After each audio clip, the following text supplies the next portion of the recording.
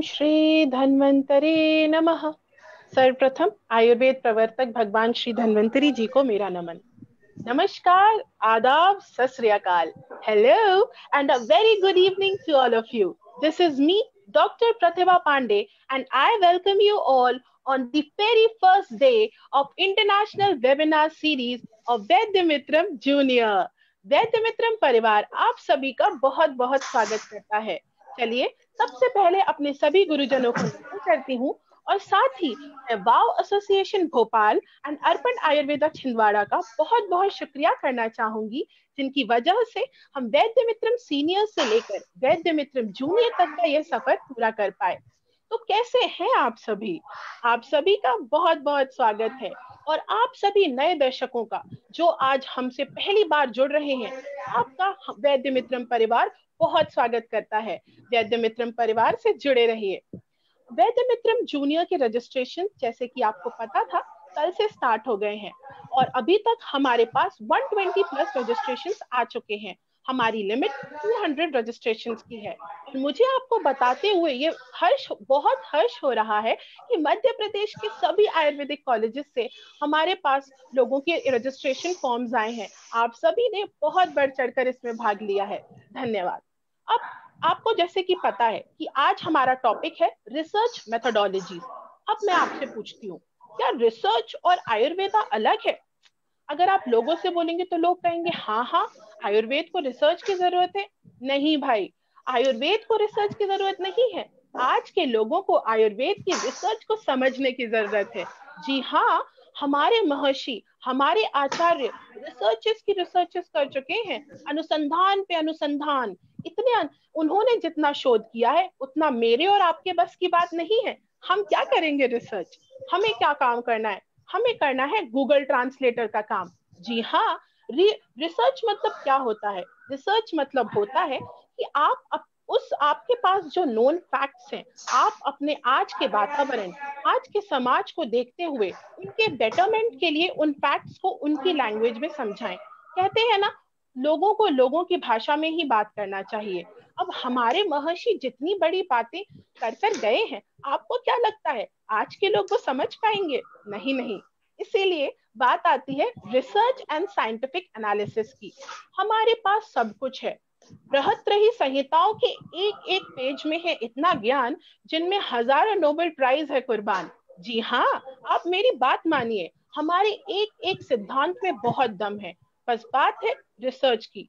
अब आप देखिए ना, कोविड-19 में हमारी हल्दी का दूध बन गया थर्म्यूरिक लाथे और वो स्टारबक्स पे प्रसिद्ध हो रहा है। ये हम क्यों नहीं कर पाए?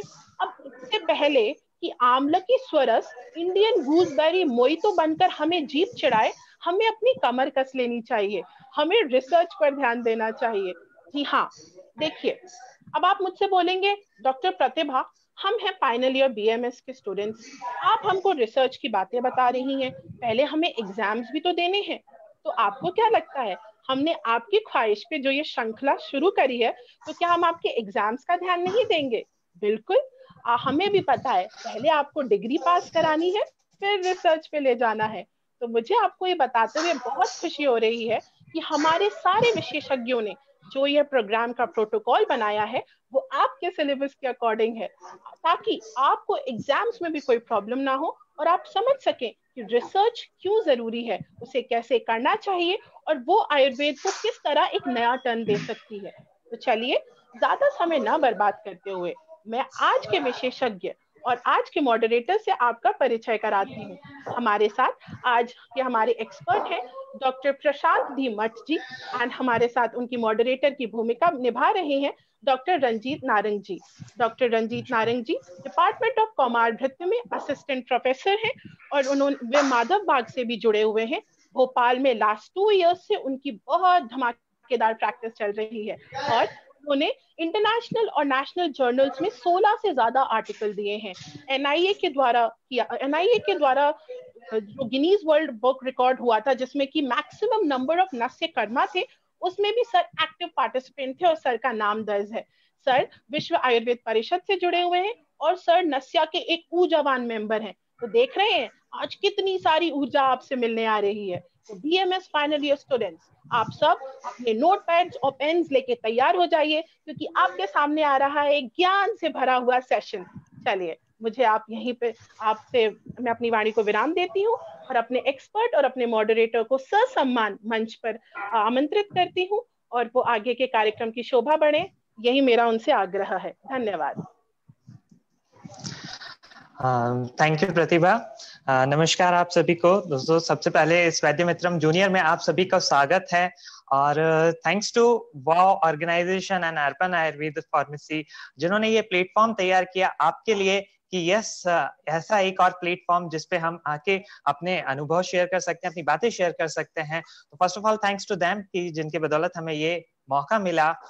और आज जो हम अनुसंधान के बारे में बात करेंगे, उसके लिए हमारे बीच हमारे जो एक्सपर्ट हैं, मैं उन्हें आमंत्रित करना चाहूंगा। रेस्पेक्टेड डॉक्टर प्रशांत डी मच सर।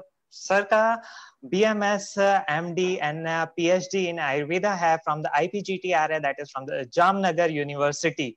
और सर का जो अनुसंधान के क्षेत्र में कार्य है वो पहले से जामनगर से ही बहुत विख्यात है। मतलब जामनगर में भी कभी मेरा एक बार जाना हुआ था, तो डेफिनेटली सर का वहाँ पे रिसर्च के क्षेत्र में बहुत एक जाना माना नाम है। और दोस्तों, जैसे कहते हैं कि जोत से जोत लगाते चलो, वैसे ये रिसर्च की शुरुआत हुई इस RD मेमोरियल कॉलेज से। सर अभी रानी दुलैया स्मृति आयुर्वेद महाविद्यालय में as a professor, as a associate professor कार्यरत हैं, रस शास्त्र एंड भेषज कल्पना डिपार्टमेंट में। सर के अभी तक 20 से ज्यादा national and international papers publish हो चुके हैं। और अभी वर्तमान में सर रानी दुलैया स्मृति आयुर्वेद कॉलेज में रहते हुए जितने भी PG डिपार्टमेंट्स हैं, उनमें PG स्कॉलर्स को गाइड कर रहे हैं कि रिसर्च कैसे की जा सकती है और उन्हें कैसे हम संपूर्ण रूप दे सकते हैं।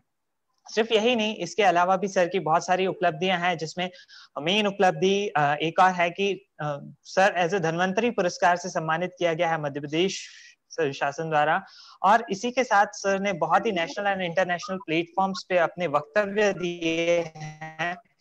तो आज हम लोग इस बेहतरीन हस्ती के साथ, जो ग्रुप के साथ हम लोग साथ हैं, तो उनका स्वागत करते हैं।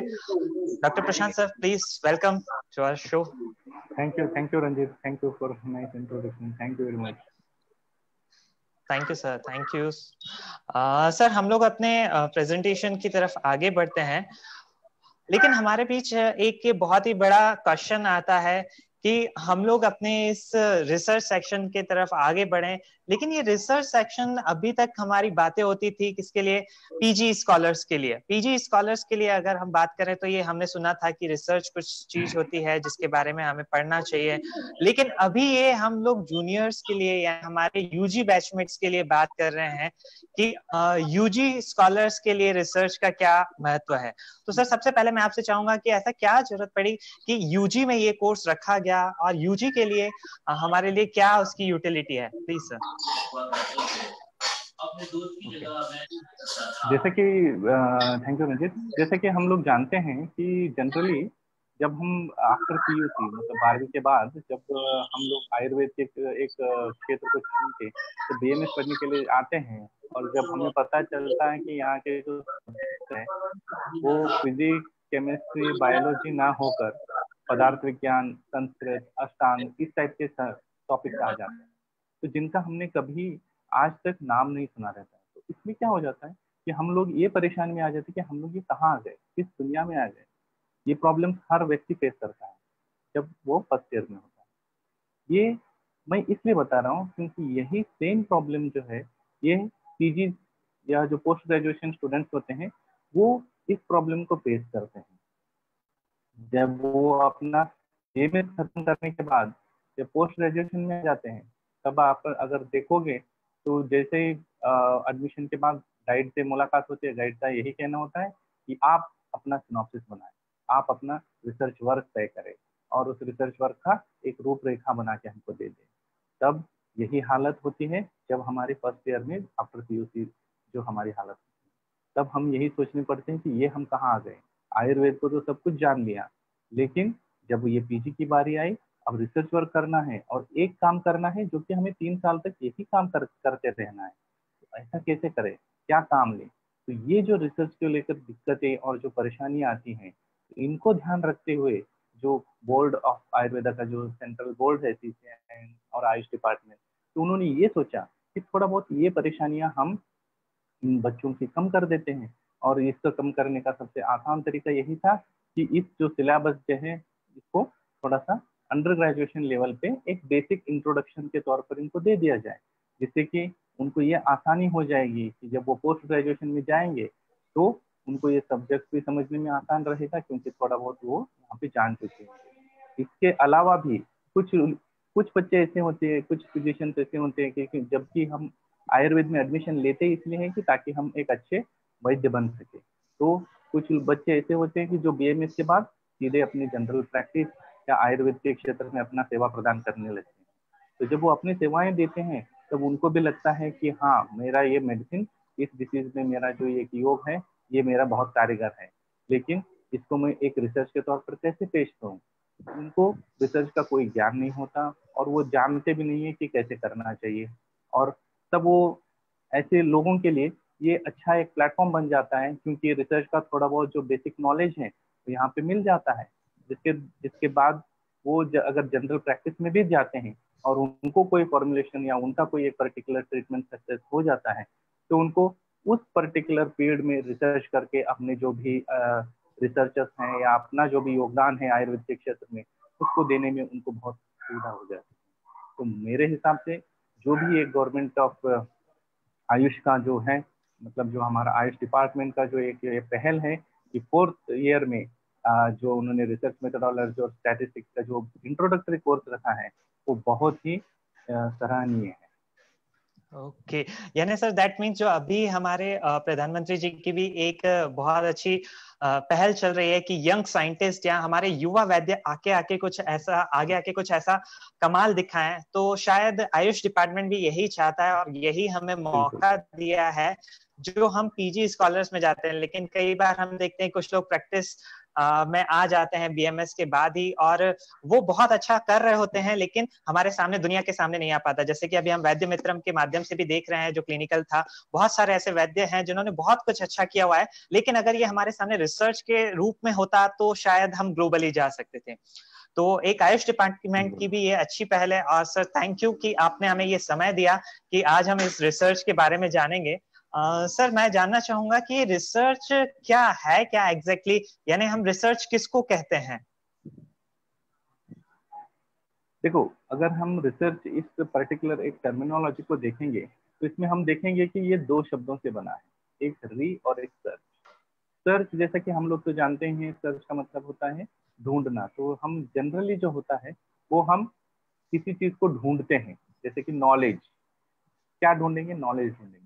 लेकिन किसी चीज को किसी भी क्षेत्र में हो, ऐसा जरूरी नहीं है कि आयुर्वेद या किसी भी क्षेत्र, मतलब किसी भी क्षेत्र में हम किसी चीज को जब आविष्कार करते हैं तो हम अपने नॉलेज को वहां लिमिट नहीं रख सकते। अगर हम ये कह दें कि मैंने किसी चीज को एक खोज कर लिया है और इससे बेहतर या इसमें और कुछ हो ही नहीं सकता है, तो वहां पे रिसर्च के दरवाजे बंद हो जाते हैं। तो हमें क्या करना है? उसके ऊपर पुनः अनुसंधान करना है। अगर ये रिसर्च नहीं होता तो आज के जमाने में हम ट्रंक कॉल्स करते रहते हैं, लैंड फोन से जुड़े रहते हैं। यही रिसर्च है जो कि ये मजबूर कर दिया कि हम एक जगह बैठ के ही एक ही फोन से बात करने का, ट्रंक कॉल करने का सुविधा को बजाय आज हम स्मार्टफोन यूज कर रहे हैं, और अभी जैसे कि ये वैद्य मित्रम के प्लेटफॉर्म से दुनिया भर से जुड़ पा रहे हैं। तो ये सब तभी पॉसिबल होता है जब हम अपने क्षेत्र को विस्तार कर लें और ये सोचें कि यहाँ पे जो भी हमने ये आविष्कार किया है या जो भी हमने ये ढूंढा है एक पर्टिकुलर थिंग, तो उसको हम और मतलब इस क्षेत्र को और बढ़ाएं। तो यहाँ पे री और सर्च, ढूंढे हुए चीज को वापस ढूंढना। तो क्यों ढूंढने की, वापस ढूंढने की जरूरत ही इसलिए है क्योंकि हमें उस साइंस को वैलिडेट करना है। जो भी अब हमारे आचार्यों ने जो भी चीजें बताई हैं उन्होंने बहुत ही सटीक बताई हैं और उससे हमें कोई संदेह है नहीं है। लेकिन आज हम आयुर्वेद के क्षेत्र में रिसर्च करने की आवश्यकता इसलिए पड़ गई है क्योंकि हमें उन्होंने जो उस जमाने में, जैसे हम जानते हैं कि हमारा आयुर्वेद शास्त्र जो है वो बहुत पुरातन है, तो उस जमाने में जो हमारे आचार्यों ने जो भी चीजें बताई हैं, क्या वो आज के परिप्रेक्ष्य में जब हम ये कहते हैं कि वर्तमान में जितने भी हमारे रोगी है या रोग है, इन दोनों का बल बहुत क्षीण हो चुका है। तो जो आचार्यों ने उस जमाने में जो भी हमारे रोग की चिकित्साएं और जो भी औषधि की मात्रा बताई है, वो इस परिप्रेक्ष्य में कितने सही उतरते हैं, इन सब चीजों को जानने के लिए हमें रिसर्च की बहुत जरूरत पड़ती है। तो यही है कि search of knowledge and searching again to find it and to validate it at the present era. That is why research is very necessary in the field of Ayurveda and in the field of any. Okay, that means यानी हमें research बहुत तरीके से help करने वाली है। शायद कुछ हम बेस लेके और हम जो आगे बढ़ेंगे, जैसा कि अभी हमें इस प्रोग्राम के स्टार्टिंग में भी हमारे जो युवा वैद्य हैं डॉक्टर प्रतिभा, उन्होंने भी हमें बताया कि हमारे इस गोल्डन मिल्क को या रोजबेरी करके बहुत सारे ऐसे हमारे प्रोडक्ट्स हैं जिसको रिसर्च बेस्ड करके लाया जा रहा है। तो सर एग्जैक्टली इस रिसर्च का कॉन्सेप्ट क्या है? मतलब इसमें एक्सपेरिमेंट्स करते हैं कि सिर्फ कुछ नया ढूंढते हैं? ये जैसे रिसर्च को हम किस हद तक लेके जाते हैं, क्या क्या रहता है उसमें? देखो क्या होता है कि किसी भी चीज को एक जानने की उत्सुकता होनी चाहिए। जब तक हम किसी चीज को जानने के लिए उत्सुक नहीं होते, तो उस तब तक हम उस चीज में ना कुछ सक्सेस कर पाते हैं, ना ही रिसर्च पॉसिबल है। बिकॉज दैट्स व्हाई हियर, अगर आप इस स्लाइड में देखोगे तो आपको पता चलेगा क्यूरियोसिटी मूव्स यू फॉरवर्ड। जितने हम ज्यादा क्यूरियस रहेंगे, उतने ही हम एक्टिवली पार्टिसिपेट कर पाएंगे कि प्रॉपरली रिसर्च कर सकें। इसीलिए जब भी हमें नॉलेज के कहीं से भी गेन करना है, नॉलेज को प्रॉपर गेन करके हमें आगे बढ़ना है, किसी शास्त्र को समझना है या किसी फेनोमेना को समझना है कि कैसे हुआ, क्या हुआ, किस तरीके से हुआ और ये क्यों हुआ, इन सब चीजों को व्हाट, वेयर, व्हेन, व्हाई, इतने सारे सवाल आ जाते हैं। लेकिन ये उन्हीं को आते हैं जो क्यूरियस होते हैं, जो ये जानने की कोशिश करते हैं कि आखिर ये हुआ कैसे, आखिर ये हुआ क्यों, आखिर ये कब हुआ, कैसे हुआ। इन सब चीजों के बारे में जो आदमी क्यूरियस होता है, उनके लिए रिसर्च बहुत एक अच्छा कंसेप्ट है और वही लोग रिसर्च में सक्सेस कर पाते हैं। तो इसीलिए नॉलेज को जब भी हम डेवलप करने का होता है, तो इस रिगार्ड में हमें जो साइंटिफिक क्राइटेरिया होता है, जो क्लासिफिकेशन होते हैं, इसीलिए लॉजिकल इंटरप्रिटेशन देकर हमें उस चीज को प्रूव करना होता है, लॉजिकल एविडेंस देना होता है। अगर हम पुराने जमाने में देखें तो जितने भी हमारे आचार्यों ने जो शास्त्र में जितनी भी चीजें लिखी गई हैं, वो उनके एक्सपीरियंस के बेसिस पर है, एक्सपीरियंशियल है, ऑब्जर्वेशनल है, इंफरेंशियल है, क्योंकि उन्होंने उन चीजों को एक्सपीरियंस किया है, उन्होंने हर एक चीज को ऑब्जर्व किया है और उसके बेसिस पे उन्होंने एक तर्क भी लगाया है कि शायद ये हो सकता है और इसकी वजह से, जैसे कि हम संप्राप्ति विघटन है, उन्होंने ये नहीं किया जैसे कि आज हम बोलते हैं कि जो भी एक पैथोलॉजी है या डिसेक्शन के द्वारा एनाटॉमी में वगैरह हम देखते हैं कि एनाटॉमी डिसेक्शन करके प्रैक्टिकली अप्रोच करते हैं। लेकिन जो आयुर्वेद के जो मूल तत्व है या जो हम मूलभूत सिद्धांत जो कहते हैं, जैसे त्रिदोष है, धातुएं, सप्त धातुएं हैं, इन सब चीजों को हम by naked eye we cannot see those things, but the inferential knowledge of our ancient scholars, ancient seers, that helps us to understand the concept.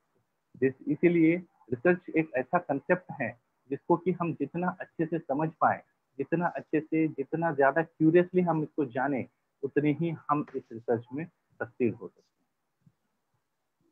Okay, that's a fantastic sir. यानी अभी हमें कोई क्वेश्चन रहता है तो कई बार हमें लगता है, कई बार ऐसा होता है कि हमें उसका क्यों, क्या, कैसे आया, कुछ नहीं आंसर मिल पाते सर। लेकिन जैसे हम अपनी स्टडीज में आगे बढ़ते हैं या अपने इस रिसर्च के रिगार्डिंग आगे बढ़ेंगे, तो इनका उद्देश्य क्या है? मतलब मैं ये क्यों जानना चाहूँ कि ये क्यों आया, कैसे आया, और ये किस लिए मैं जानूं कि ये क्यों आया।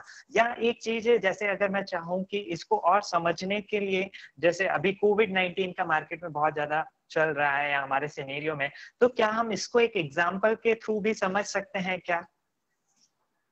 देखो, अगर हमें रिसर्च के ऑब्जेक्टिव्स को जानना है कि किस तरीके से रिसर्च के मेन उद्देश्य क्या है, और अगर हमें इस चीज को जानना है कोविड-19 के थ्रू, इसके नजरिए से अगर हमें देखना है तो बहुत अच्छे से हम समझ सकते हैं।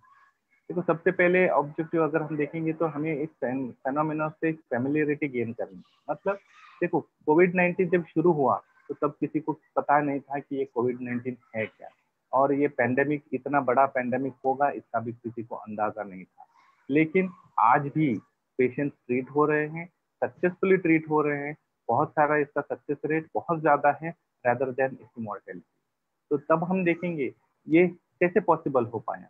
ये एक नई एंटिटी है, नई बीमारी है, जो कि अभी इसका ओरिजिन हम जानते भी नहीं है कि whether it's a natural origin और it's a lab origin, we will not go into that. लेकिन हम जब इसका ओरिजिन नहीं जानते तब भी हम आज इसमें सक्सेस पा रहे हैं, इसके ट्रीटमेंट में सक्सेस पा रहे हैं। How is this possible? Because we try to get to understand the phenomena. हम उसके फेनोमेना को जानने की कोशिश कर रहे हैं कि ये किस तरीके से हुआ, क्या हुआ हो सकता है, कैसे ये बॉडी के किस किस सिस्टम में अफेक्ट कर रहा होगा। इन सब चीजों को हम अंडरस्टैंड करने का यही में एक मान लीजिए कि सबसे पहला रिसर्च का एक हमारा ऑब्जेक्ट। दूसरा क्या है कि हमें एक्यूरेटली ये बताना होता है कि कैरेक्टरिस्टिक है क्या। जैसे एक एग्जांपल अगर स्लाइड में आप देख पाओ तो एक आइसबर्ग का एग्जांपल है। इसमें ऊपर से अगर समुद्र के ऊपर हम देखेंगे तो लग रहा है कि एक छोटा सा आइसबर्ग है, लेकिन जब समुद्र पानी के नीचे हम जो देख रहे हैं वो एक विशाल पहाड़ के रूप में। ठीक है, तो यही एक ऑब्जेक्टिव रिसर्च का ये भी होता है कि हम एक पर्टिकुलर चीज को अच्छे से समझे। ये नहीं कि जो दिख रहा है उसी के बेसिस पर हम किसी चीज को कंक्लूड करें। तो हमें एक्यूरेटली एग्जैक्टली सिचुएशन को देखना है कि विजिबल कॉज के अलावा जो असिम्प्टोमेटिक है इन्फेक्शन और जो इनविजिबल कॉजेस है उनको भी अंडरस्टैंड करना बहुत जरूरी है। आज हम देख रहे हैं कि कोविड-19 में असिम्प्टोमेटिक पेशेंट इनिशियल लेवल पे थे ही नहीं। इनिशियली जितने भी हमने देखे हैं सब सिम्प्टोमेटिक पेशेंट्स ही थे, लेकिन अब धीरे धीरे ये पता चलने लगा कि असिम्प्टोमेटिक पेशेंट्स भी हैं। यही है जो आइसबर्ग के नीचे का हिस्सा, कि असिम्प्टोमेटिक पेशेंट्स का एक विशाल पहाड़ ही। तो इसी तरीके से ये हमारा रिसर्च का सेकंड ऑब्जेक्टिव है कि हमें हर एक चीज के पर्टिकुलर इंडिविजुअल के हो या किसी सिचुएशन का हो या किसी ग्रुप का हो, तो उसके कैरेक्टरिस्टिक को एग्जैक्टली एक्यूरेटली जानना बहुत जरूरी है। तीसरा, हमें ये भी जानना जरूरी होता है ये रिसर्च में कि ये कितनी फ्रीक्वेंसी में ऑकर कर रहा है। कभी कभी कुछ इंटेंसिटी, जैसे अभी कोविड-19 का ही देख लो कि शुरू में इसकी फ्रीक्वेंसी थी बहुत तेज थी, लेकिन अब जब हम इसके बारे में जान चुके हैं, इसके बारे में बहुत से रिसर्चर्स हो चुके हैं और बहुत सारे हमको फ्रूटफुल आउटकम्स मिले हैं, तो बेस्ड ऑन दैट, जैसे आयुष में भी आयुष काढ़ा का वर्णन बता दिया उन्होंने, तो इन सब चीजों के बाद हम इस पे कुछ नियंत्रण कर रखने में सक्षम हो गए। तो जो आयुष काढ़ा जो भी government of Ayush department of Ayush ने जो बताया है, तो that is also an outcome of research only. इतने सारे आयुर्वेद में हर्ब्स है, इतने सारे ड्रग्स हैं, क्यों उन्होंने सिलेक्टिवली कुछ ही मेडिसिन को चुना? Because they try to understand कि इसका फिनोमेना क्या है, दे ट्राई टू अंडरस्टैंड कि इसके पीछे का पैथोलॉजी क्या है। तो that is how what it with what frequency it will occur and when it will occur, that is also to understand. We need research in a very well manner. And lastly, the causal relationship, इसके cause की वजह से क्या हो रहा है।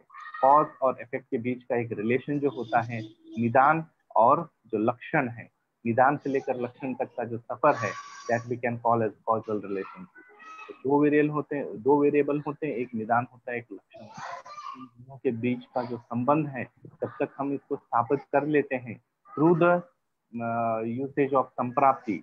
तो इन सब चीजों को जब हम संप्राप्ति विघटन कर देते हैं through the research, then only we can stop the process of nidan to lakshan. तो इन सब चीजों के बाद हमें लगता है कि research is means these are the very well structured objectives of a research. Okay okay, yes, जैसे अभी ये जो हम लोगों ने रिसर्च के डिफरेंट डिफरेंट एस्पेक्ट देखे, लेकिन सर मेरे को लगता है इसी कारण शायद हमारी जो गवर्नमेंट या जो भी अथॉरिटीज हैं वो हमें बता पा रही थी कि एक व्यक्ति से इतने समय में इतना कोरोना फैल रहा है। शायद ये सब उसी रिसर्च का फायदा था। यानी हम भी अगर इस रिसर्च को बहुत अच्छे से समझ लें तो आने वाले समय पे हम पहले से ही ये बता सकते हैं आयुर्वेदा के थ्रू कि यस ये पेशेंट ठीक होगा या कितने दिन में होगा। ऐसा ही क्या सर? बिल्कुल, एग्जैक्टली, यानी कुछ हद तक हम ये जरूर बता सकते हैं। बिल्कुल, जैसे जितना हम जैसे मैंने बताया था कि जितना क्यूरियस होके हम इसमें इन डेप्थ रिसर्च करेंगे उतना ही हम इस चीज को जान पाएंगे, और जितना इन डेप्थ हम इन चीजों को जानेंगे उतना ही सक्सेस हमें मिलता रहेगा। Okay, that's great. यानी सर अब तो मेरे को भी लग रहा है कि मुझे भी और रिसर्च की तरफ आगे बढ़ना चाहिए। वैसे आपने मुझे बहुत अच्छे से गाइड किया हुआ है अपने पीजी के टाइम पे भी। लेकिन सर इस रिसर्च में मैं जो हमारे साथी लोग हैं हमारे यूजी बैच के, उनके मन में एक क्वेश्चन आ रहा होगा, जैसा कि मेरे मन में भी उस टाइम पे आया था, कि सर ये रिसर्च ना बहुत अलग अलग टाइप्स की हम लोग देखने को मिलता है। मतलब कुछ रेट्रोस्पेक्टिव, प्रोस्पेक्टिव, या हम कहें कि संख्याओं को देख के हमें ऑब्जर्वेशन निकालते हैं, या ऑब्जर्वेशंस को देख के संख्या के रूप में आता है। यानी ऐसे नंबर ऑफ रिसर्चेस होते हैं। कुछ लोग कहते हैं कि सिर्फ संहिताओं को टेक्स्ट बुक में ला दिया, ये भी रिसर्च है जो ताड़ पत्र से हम लोग लेकर आए। या कुछ लोग कहते हैं कि आपने क्लिनिकल सिर्फ मेडिसिन दी तो ही।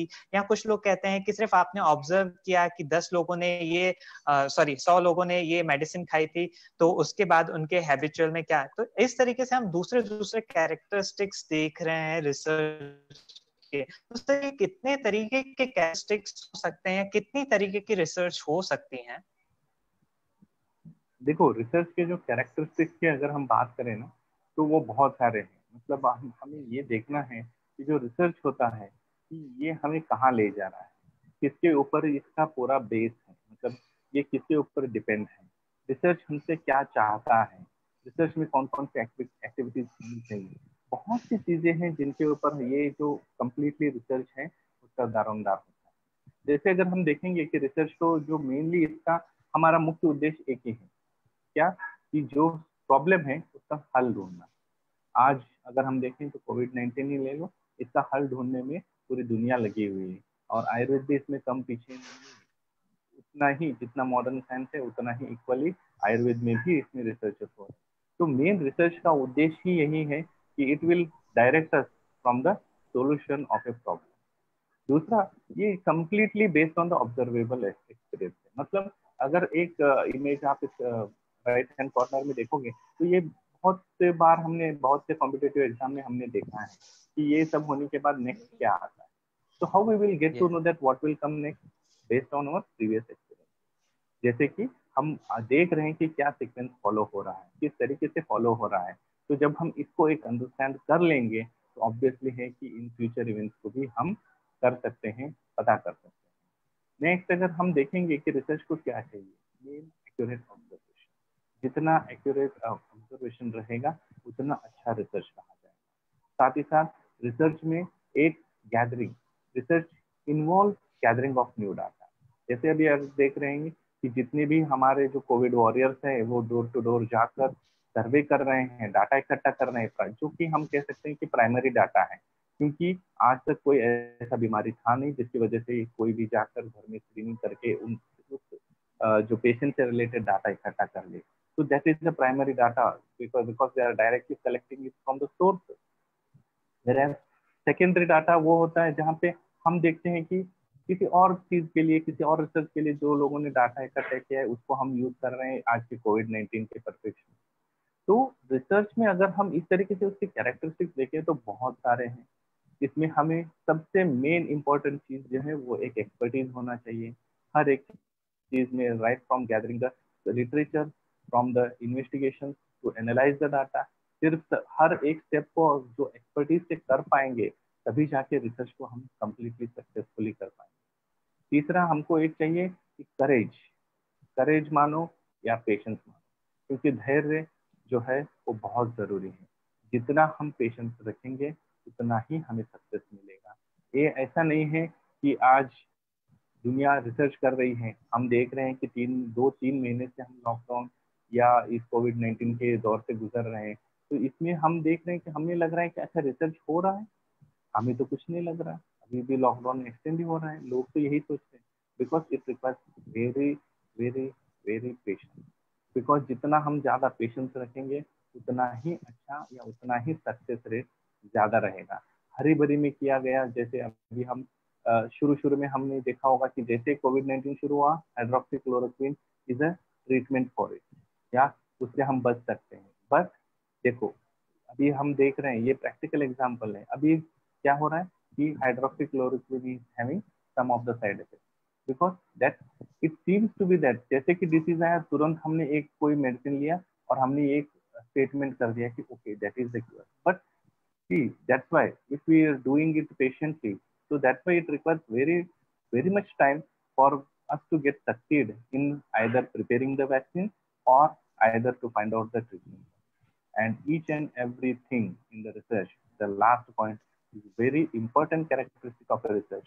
Each and everything needs to be recorded and reported properly. जब तक हम properly record maintain नहीं करते, proper reporting नहीं करते, we will never get to the base of the research. Okay, यानी दैट मीन्स हर एक काम रिसर्च हो सकता है, बस उसमें पैनी नजर होनी चाहिए। ये शायद इसका अर्थ निकल रहा है। एग्जैक्टली ऐसा ही सर? बिल्कुल बिल्कुल। यस यस यस सर, इसके रिगार्डिंग एक और प्रश्न मेरे मन में चल रहा है कि जैसे हम लोगों ने अभी देखा इतने सारे रिसर्चेस अलग अलग तरीके से हो रहे हैं, मतलब डिजाइन प्रोसीजर्स हो रहे हो या एक्सपर्टाइज हो रहे हो या ऑब्जेक्टिव या लॉजिकल हो रहा हो, इन सभी को आपने एज अ कोविड-19 के संदर्भ में भी हमें बहुत अलग अलग ऑब्जर्वेशन से एग्जांपल्स देके समझाया। लेकिन सर कई बार हमारे मन में ऐसा होता है कि अरे यार ये रिसर्च करते वक्त इतना टाइम लग जाएगा क्या, या ऐसी कोई क्या मोटिवेशन वाली चीजें हो सकती है, या क्या ऐसी छुपी हुई चीजें हैं जो हमें रिसर्च करने के लिए और मन करे या हमारे रिसर्च करने के लिए और मन उत्साहित हो जाए? ऐसी कौन सी चीजें हैं जो हमें रिसर्च करने के लिए और बढ़ावा दे सकती हैं as a student, as a scholars? बिल्कुल, जैसे मैंने पहले भी बताया था कि जहाँ क्यूरियोसिटी है वहाँ पे रिसर्च होगा, और जितने ज्यादा हम क्यूरियस होंगे किसी भी एस्पेक्ट में, उतने ज्यादा हम अपने आप को, self motivation is very much essential. क्योंकि जो एक्सटर्नल फोर्स से जब हम मोटिवेट होते हैं तो that won't last for a long. तो जब भी हम जब वो एक्सटर्नल सोर्स खत्म हो जाता है तो हमारा मोटिवेशन रुक जाता है। तो self motivation is must in case of research, but other than that there are many other factors which will motivate us to carry out the research in a proper manner. जैसे कि सबसे पहला है कि हमें रिसर्च डिग्री पाना है, जैसे कि पोस्ट ग्रेजुएशन नहीं मानते। तो शुरू में अगर हम ये सोचें कि अरे नहीं, मुझे पोस्ट ग्रेजुएशन करना है और मुझे बस उसकी डिग्री हासिल करनी है, इसके लिए मुझे रिसर्च करना है, तो that particular fellow or that particular researcher will have to struggle a lot during the course of his post graduation. But अगर वो ये सोचे कि मुझे ये पोस्ट ग्रेजुएशन के साथ साथ एक अच्छा रिसर्चर भी बनना है, and whether if he motivate himself for betterment, then definitely he will be a very good researcher. Other than that हमें एक ड्राइव होना चाहिए कि अच्छा ये प्रॉब्लम है, इसको मुझे सोल्यूशन ढूंढना है। जब हम ये सोचेंगे कि इस प्रॉब्लम का हमें सोल्यूशन ढूंढना है और ये प्रॉब्लम हल क्यों नहीं हो सकती, इसका मुझे हल ढूंढना ही पड़ेगा, then we will definitely the doors of the researcher will get open. हमें एक नहीं हजार दरवाजे मिलेंगे, बस हमें हमारे अंदर एक चाह होनी चाहिए कि अच्छा मुझे ये चैलेंज, इसमें इतनी चैलेंजेस हैं, let me face those challenges. That's why today अगर हम ये सोचे कि हमारे जितने भी कोविड वॉरियर्स हैं वो सोचे कि अरे हर एक स्टेप में मुझे प्रॉब्लम है, हर एक इसमें मैं चैलेंज फेस कर रहा हूँ, तो ये कभी ये प्रॉब्लम हल नहीं होता। लेकिन those are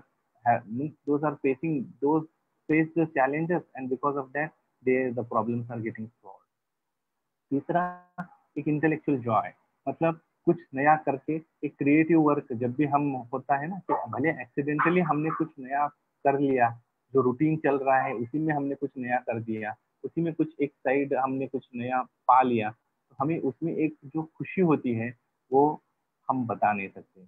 तो that is also one of the motivation of the research. And lastly we all these things, whatever we are doing, whether the research in the conditions of this pandemic situation or in the routine situations, the research will definitely be helpful to serve the society. हमें समाज की सेवा करनी है, because being a doctor we are meant to serve the society, and that desire to serve the society itself is a motivation to carry out the good researchers. And this all these things will have one thing which will come with the proper research or a good researcher is respectability. हमें ये मांगने की जरूरत नहीं है, अगर हम एक गुड रिसर्चर या अच्छे रिसर्चर बन जाते हैं तो definitely we will earn the respect by the society. Okay, यानी इतने सारे मोटिवेशन फैक्टर्स छुपे हुए हैं जिसकी तरफ अगर हम रिसर्चर बनने का सोचें तो डेफिनेटली हम एक अच्छी दिशा में बढ़ सकते हैं और एक अच्छी रेस्पेक्ट को पा सकते हैं। लेकिन सर इसके साथ एक चीज और मुझे दिख रही है यहाँ पे कि रिसर्च भले थोड़ा सा टाइम टेकिंग हो या थोड़ा सा इंटरेस्ट हमें ज्यादा देना पड़ेगा, लेकिन एक बार हो जाए तो शायद एक हमें अलग ही दुनिया, यानी जैसा कि आजकल यंगस्टर्स की भी हमारी चाहत रहती है कि कुछ अलग करें, कुछ अच्छा करें, लेकिन वो रास्ता नहीं मिलता कि क्या करें। तो दोस्तों आसपास ही हमारे कहीं रास्ता होता है, बस उस रास्ते को ही ढूंढ करके अगर हम उसमें फिनोमिना और सारे कॉन्सेप्चुअल जैसे अभी सर बता रहे हैं वो अगर हमने ढूंढ लिए तो शायद हम ये भी एक रिसर्च का रूप दे पाए इसे। और डॉक्यूमेंटेशन जैसा कि अभी हमने सर गाइड कर ही रहे हैं और भी आगे करेंगे, तो एक अच्छा रिसर्च हो सकता है। ओके अच्छा, अभी सर ये जो हम लोगों ने देखा है इतनी सारी चीजें छुपी हुई हैं रिसर्च के पीछे, या अगर हम रिसर्च कर लें तो इतने सारे बेनिफिशियल्स हैं, तो क्या एक गुड रिसर्च करने के लिए, मतलब एक अच्छी रिसर्च करने के लिए हमें क्या क्या चीजें जरूरी होनी चाहिए? उसके क्या क्राइटेरियाज ऐसे हो सकते हैं कि अगर ये हो तो मैं कहूंगा कि मेरी एक रिसर्च बहुत अच्छे तरीके। देखो, एक गुड रिसर्च या एक बेहतर रिसर्च हम उसको कह पाएंगे विच इज वेल प्लान। ठीक है, ओके अगर हम कोई भी चीज, जैसे मैंने पहले भी कहा कि it requires a lot of patience. Patience के साथ साथ अगर हम प्रॉपर प्लानिंग कर ले और हमने अल्टीमेट हमें अपना गोल सबसे पहले डिसाइड करना है कि हमें पहुंचना कहाँ है और हमें अपने सिद्धांतों को लेके करना है कि रूटीन में कौन कौन से सिद्धांत हैं। इन सिद्धांतों को लेकर हमें अल्टीमेटली पहुंचना इस गोल तक है। जब हमने गोल तय कर लिया और हमने अपने सारे मतलब पर्पजेस जब हमने तय कर लिए, उसको प्रॉपरली डिफाइन कर लिए, तो सबसे अच्छा रिसर्च तभी हो पाएगा। प्लानिंग इज वेरी एसेंशियल और integrated part of a good research. इसके अलावा अगर हम देखेंगे कि हम जैसे अभी एक जो इमेज आप यहाँ पे देख रहे हैं, तो उसको देखने के बाद आपको देखने से पता चलता है कि जब हम करते हैं तो हमें जो प्रोसीजर होता है, जो भी हम रिसर्च कर रहे हैं, देखो जब हम रिसर्च कर रहे होते हैं, रिसर्च है, इट्स नॉट कंपल्सरी कि हमें इसमें सक्सेस ही मिलेगा या हम इस प्रॉपर वे को नया कुछ खोज के ही निकलने वाले हैं। हम रिसर्च कर रहे हैं, sometimes it may lead to failure also, लेकिन जो भी हो, whether we are going to reach our goal or we may fail to reach the goal in a permitted time or within our limits, but still whatever the process we are following, we have to mention it clearly. जब क्योंकि देखो क्या होता है कि जब हमने properly mention किया कि मैंने ये तरीका अपनाया, फिर मैंने ये किया, और एक सीक्वेंस जब हम फॉलो करते हैं और मान लीजिए हम सक्सेस होते हैं, तो वो तो रिसर्च सक्सेस हो गया। Sometimes these things happen accidentally also. तो जो एक्सीडेंटल सक्सेस मिलता है ना, उसको रिपीट करना या उस सक्सेस को फिर से पाना बहुत मुश्किल होता है। लेकिन एक प्लान्ड रिसर्च और एक स्ट्रक्चर्ड रिसर्च जो होता है, उसको वो गुड रिसर्च तभी कहलाएगा when someone else is also following the same procedure and he also gets succeed into that। जैसे हम देखते हैं ना कि बहुत सारे, अगर आपने देखे होंगे तो बहुत सारे कुकरी शोज आते हैं, बहुत सारे यूट्यूब पे वीडियोस आते हैं, बहुत सारे लोग उसको देख के फॉलो भी करते हैं। ठीक है, लेकिन यस सर। जो जो इमेज और जो एंड प्रोडक्ट हमें उनके वीडियोस में या उनके फोटोग्राफ में जो देखने को मिलते हैं, वो रिजल्ट प्रैक्टिकली हमें बहुत कम देखने को मिलते हैं। बिकॉज इट्स नॉट, मेरा कहने का मतलब ये है कि हमें उन स्टेप्स को इस तरीके से मेंशन करना है जो हम रिसर्च में कर रहे हैं, कि ताकि कोई उसको रिपीट कर ले तो उसको जो सक्सेस या उसके जो रिजल्ट थे, that continuity should be always maintain. तो इसी की वजह से तो वो एक प्रॉपर रिसर्च तभी कहलाएगा। और तीसरा ये है कि प्रॉपर प्रोसीजरल डिजाइन होना चाहिए।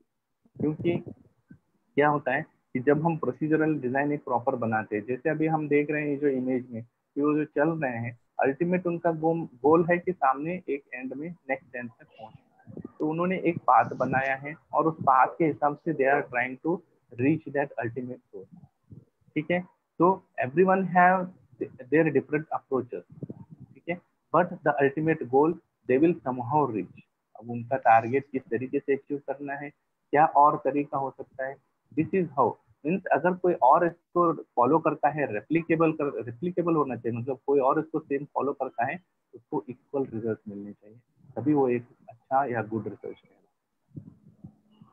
ओके, यानी सर ये गुड रिसर्च की अगर हम बात कहें तो जैसे आपने जो इतना सारा हमें परिचय दिया, इसके बारे में स्टेप बाय स्टेप बताया, तो इसको हम संक्षिप्त में ऐसे भी कह सकते हैं जैसे 1 to 10 तक हमें जाना है, 1 to 10th स्टेप तक जाना है, तो 1 के बाद 2, 2 के बाद 3, 3 के बाद 4, ऐसे ही स्टेप आना चाहिए और फाइनली वो 10 पे ही पहुंचना चाहिए। इस तरीके से हमारी गुड रिसर्च हमारी कहलाएगी। ओके सर, जैसे अगर हम इस गुड रिसर्च की बात करें और मैं अपने क्लिनिक एस्पेक्ट से बात करूं, तो मेरे क्लिनिक के हिसाब से क्या मैं चाहूंगा कि अगर हम इसको एग्जाम्पल रूप में ले पाए तो हमारे साथियों को बहुत अच्छे तरीके से समझ में आएगा। फॉर एन एग्जाम्पल सर, मैं एक एग्जाम्पल देता हूँ। जैसे मेरे क्लिनिक पे ल्यूकोडर्मा या श्वेत्र के अच्छे रिजल्ट्स आते हैं, तो क्या मैं उसके लिए कर सकता हूँ, या मुझे 1 स्टेप कौन सा होना चाहिए, 10 स्टेप तक कैसा होना चाहिए, ताकि मैं इसको एक रिसर्च का रूप दे पाऊँ? प्लीज सर इसको थोड़ा सा गाइड कीजिएगा।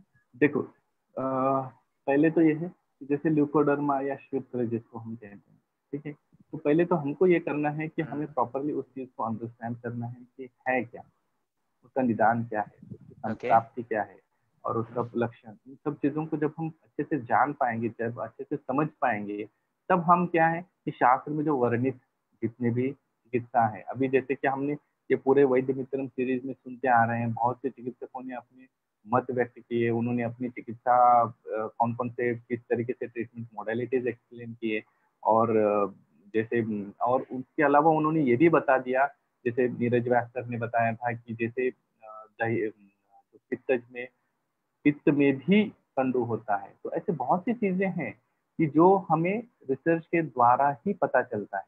तो उसमें क्या है कि हमें एक स्टेप को पहले पहले उस डिसीज को समझो प्रॉपरली, फिर हमें जिस तरीके का हमें रिसर्च करके क्या पता करना है कि ये पर्टिकुलर मेडिसिन इसमें ल्यूकोडर्मा में कितना कारीगर है, हमें ये तय करना है। तो पहले ल्यूकोडर्मा या सूत्र को अच्छे से समझो, फिर हमारे मेडिसिन को समझो, किस कंडीशन में हम इसको दे सकते हैं।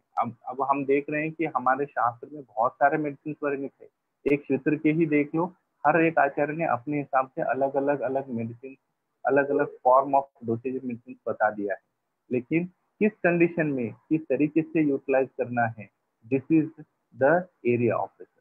ऐसा नहीं कि कोई भी मेडिसिन किसी भी कंडीशन में दो काम कर ही लेगा। कभी कभी होता है कि हमने शास्त्र में देखा है कि इसमें ये मेडिसिन जो है इस पर्टिकुलर डिसीज में आचार्य ने वर्णित किया है, हम देख के भी देखते हैं लेकिन वो सक्सेस नहीं होता है। क्यों? क्योंकि वो उसके अलावा भी बहुत सारे फैक्टर्स हैं जो हमें देखने होते हैं। जो जो मेडिसिन या जो ट्रीटमेंट मोडेलिटी क्षेत्र के ही मान लो, जो ट्रीटमेंट मोडेलिटी केरल में चल रहा है, सेम ट्रीटमेंट मोडेलिटी तुम आके यहाँ मध्य प्रदेश में अप्लाई करोगे, तुम्हें सक्सेस मिलने के चांसेस बहुत कम है। सेम मेडिसिन दे रहे हो, वहां पे जो मेडिसिन दे रहे हो सेम मेडिसिन दे रहे हो, तो क्यों क्यों सक्सेस नहीं कर पा रहा है? क्योंकि पेशेंट की कंडीशन अलग है, रोग बल अलग है, रोगी बल अलग है, उसके अलावा देश का इम्पैक्ट अलग है, वहाँ ह्यूमिड कंडीशन है, यहाँ कम्प्लीटली ड्राई कंडीशन है। तो हर एक चीज, बहुत सारे चीज इम्पैक्ट करते हैं। ये सब कैसे पता चलता है? जब हम उस पर्टिकुलर क्षेत्र में, उस पर्टिकुलर फील्ड में, उस पर्टिकुलर डिसीज में स्टेप बाय स्टेप हम फॉलो करते हैं, एनालाइज करते हैं। हमने ट्रीट किया, फिर हमने ये स्टेप एनालाइज किया कि जो मैंने ये ट्रीटमेंट फॉलो किया ये सक्सेस हुआ तो ठीक है, क्यों हुआ तब भी जानना जरूरी है, और अगर फेल्योर हुआ तब भी ये जानना जरूरी है कि ये फेल्योर क्यों हुआ। और इन हर एक चीज को प्रॉपरली डॉक्यूमेंट, जैसे मैंने कहा था ना कि record and reporting, that is must.